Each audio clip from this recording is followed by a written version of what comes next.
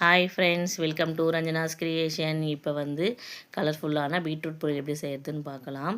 இப்போ ஒரு வாணலி வச்சுக்கோங்க. எண்ணெய் காஞ்சதும் கடுகு போட்டுக்கோங்க. கடுகு பொரிஞ்சதும் ஒரு ஸ்பூன் அளவுக்கு உளுத்தம்பருப்பு போட்டு அதையும் நல்லா வறுத்துடுங்க. இப்போ வந்து கருவேப்பிலை போட்டுக்கோங்க. அதுக்கப்புறம் 4 பச்சை மிளகா போட்டிருக்கேன், காரத்துக்கு ஏற்ற மாதிரி. அது மாதிரி போட்டு நல்லா வதக்கிக்கலாம். அது நல்லா வதங்கினதும் ஒரு பெரிய வெங்காயம், அதையும் நல்லா வதக்கிக்கலாம். இது நல்லா வதங்கிட்டோன்ட்டு இந்த இதுக்கு தேவையான அளவுக்கு உப்பும் கூடவே வந்து ஒரு அரை ஸ்பூன் அளவுக்கு இஞ்சி பூண்டு பேஸ்ட்டும் போட்டுக்கிறேன். அதையும் போட்டு நல்லா வதக்கிட்டு இப்போ வந்து சீவி வச்சுருக்கிற பீட்ரூட்டையும் இதில் ஆட் பண்ணிக்கலாம். இதில் நம்ம வந்து தண்ணி ஆட் பண்ண போகிறதில்ல, இந்த எண்ணெயிலே தான் வேக போகுது. அதனால் சிம்மில் வச்சு தான் வேக வைக்கணும். இப்போ நல்லா வதக்கிட்டு ஒரு தட்டு போட்டு மூடிட்டு 5 மினிட்ஸ் ஒரு தடவை கிளறி விடலாம். ஒரு 10 மினிட்ஸில் இது வெந்துடும். இப்போ பாருங்கள் 10 மினிட்ஸ் ஆகிடுச்சு. இப்போ திறந்து பார்த்திங்கன்னா நல்லா வெந்துட்டுருக்கும். இந்த ஸ்டேஜில் வந்து இப்போ இதுக்கு வந்து தேங்காயும் கொத்தமல்லியும் போட்டு இறக்கலாம். இதுக்கு வந்து சோம்புத்தூள் போட்டால் இன்னும் டேஸ்ட் நல்லாயிருக்கும்.